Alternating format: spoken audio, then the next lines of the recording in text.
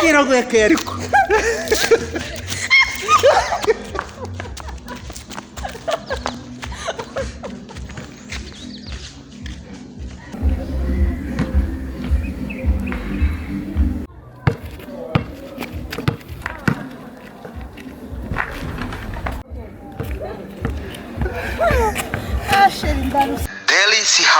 Delisi House ni ahantu heza wasohokera muri weekend uri kumwe n'inshuti n'umuryango. Delisi House ibafitiye amacumbi meza, ibyumba by'amanama, restaurant, piscine, sauna, aho abana bidagadurira n'ibibuga by'imikino itandukanye. Delisi House iherereye ku Ruyenzi, aho wicara wumva akayaga gaturuka mu mahumbezi y'ishyamba rya Kigali. Delisi House hehe no kongera kujya mu ntara mukoresha esanse. Delisi House ni igisubizo. Ku bindi bisobanuro wahamagara 0788357582. Genda Delisi uraryoshye. Nse shu wanyigishije gukina basket. Shu ntacyo nakubeshya pe. Nubwo ubona wanzanyana muri Delisi Hotel. Nta kintu nibereyeho. Nukuri nta mafaranga afite. Urumva rero gukina basket tutari bwisane nyuma yaho. Ndumva byaba ari ikibazo pe. Oya byihorere. Ndabikoraho. Nukuri urabikoraho gute se? Urabikoraho gute? Urayafite se? Oya nayo mfite ariko hari umushuti wanjye ndi buhamagare.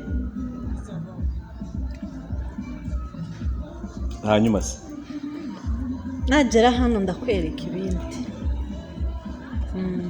Urabyizeye ko amafaranga araboneka? Araboneka rwose ntugire ikibazo. Sure? Yego. Okay, ngaho tugende mwigishe gukina basket.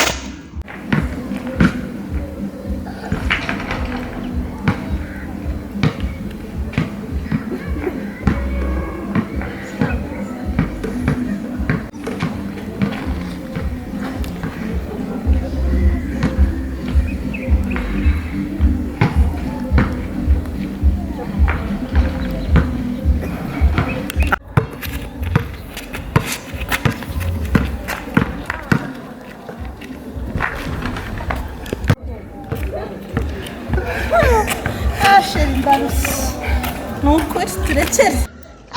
Sheri ndarushe pe. Shanti. Untinze kwa fana rushi. Ako nagugura udukweto twiza sho. Ayibonye nanjye naratwishimiye no. Twajyanishije n'ahandi ni muri Fiona Shop. Merci. Fiona Shop urazi? Ndahazi. Downtown. Kujya bari uhora. Ni Fiona Shop kabisa nako ni imva buraya. Ni twiza. Umbishe no gukina basket turanepa. None se gahunda ngo bimeze bite? Gahunda ukuntu rero bimeze urumva hari umushuti wanjye nshaka guhamagara. Reka twicare hari ubimbwire neza. Yego. Uretse icara ngo hagurutse.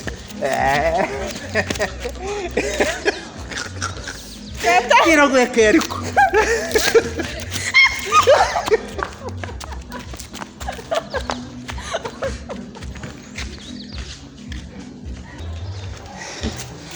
Awi. Ngaho mbwira rero uko bimeze. Ukuntu bimeze rero ngiye guhamagara uriya mushuti wanjye. Uretse mbanze muhamagare. Ndananiwe nandwa naruka gukora siporo. Biragaragara. Ukuntu watransiye biragaragara rwose ko utaheruka gukora siporo. Allo Josh. Amakuru. Nitwa Clarisse. Mvuye mu Buholande hari abashuti banjye bari bampaye nimero yawe. Yego. Nagira ngo tubonane tuganire ku bintu bijyanye na business. Hari business nashaka ko twaganira. Hari ahantu rero narindi heza mu mahumbezi. Kuri Delisi. Yego.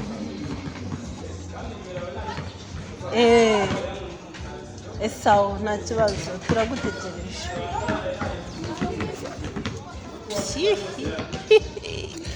Ese shu kumuhamagaye?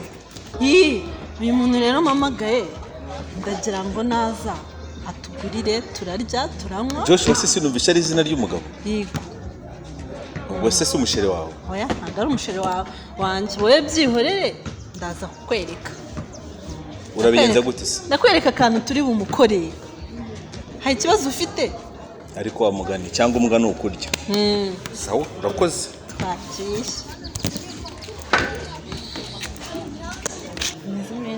ese uriya muntu aramufataje araza shira ahubwo bwana pe baradufungira hano nakubwiye ko n'amafaranga mfite nabikubwiye aha umeze nko ariko niba dufungira n'akazi kawe Sano hano ni heza shusha ni heza pe niyo waryo ugakubitwa ni heza rwose ubonye piscine aho gukina basket amaje aho abana bakinira ni heza pe biragaragara none se kurenzi hateye imbere bigeze hanga ntabwo nyina byumvaga pe ahubwo umureye surprise Bushete nziza cyane ziryoze gutya kuzumva tu kanchiro urusenda ariko ubwazo zifite uburyohe karimono reka Josh aze hano bindi turabimenya muryoherwe murakoze muraho no Clarisse Josh yego mukuri iminsi amakuru ni meza meze neza sava muraho okay ya amakuru yo mu Burayi amakuru ni meza karibu mu Rwanda kandi murakoze nishimiye kubabona natwe nuko wow tabona mwifashe neza yego nawe ni karibu okay murakoze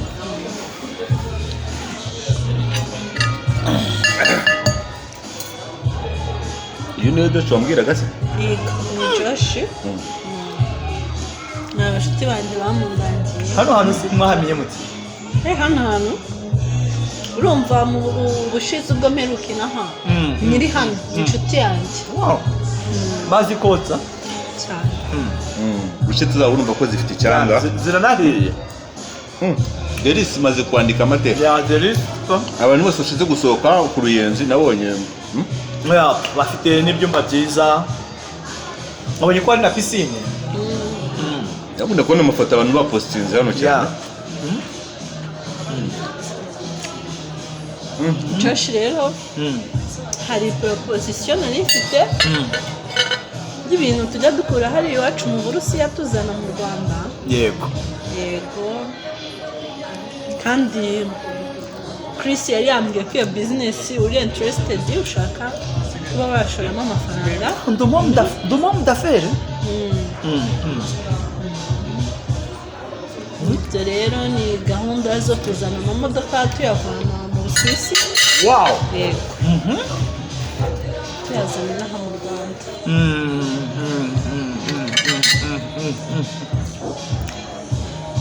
iyo ni ibintu nziza cyane noneho hari iwacu Joshua se asanzwe abikora Joshua arabikora Joshua arabikora ndio mukurangiye ni Chris turaziranye Chris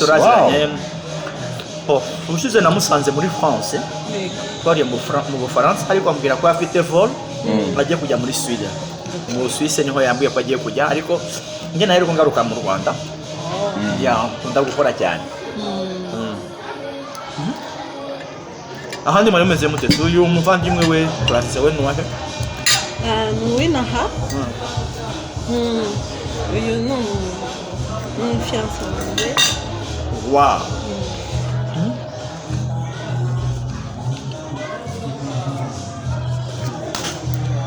merci none se mwaje guteretana cyangwa muraje murasomanye murangije ngo muri business Eka kuba umunyafurika cyane man business mbonye aho ngaho muzashyingirana rwose umanda ntibishoboka sinata 20 yose irirenze bagiye bate c'est pas vrai bose twatubazane fagitire igira inyuma katubazane fagitire fagitire y'ibiki ya consommation mwakoresheje ibintu bya ibi byose njyewe nishyura fagitire none utayishyura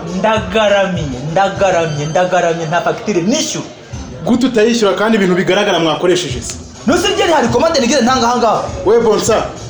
Bonsa. Ariko iyo facture nangahe? Ni 16 mwakoresheje. 16. Hanyuma uyu no gukora iki? Twatubona utangiye gutera amane kandi bigaragara ko ari mwe mwabikoresheje. Simbona hariho code yanyu. Code iriho. Ariko barambona barije nje. Twishyure kabisa. Borora inkoko norora gaca. Nta kibazo. Babyara umwana mbyara umurozi. Nta kibazo kabisa. Ariko twishyure ibyacu nta kibazo sohoka amahoro.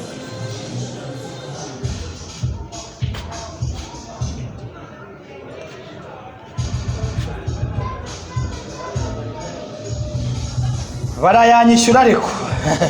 Kanzi. Abonye message? Aho ukoze neza kabisa. Nta kibazo. Bonsa nta kibazo nabikoze.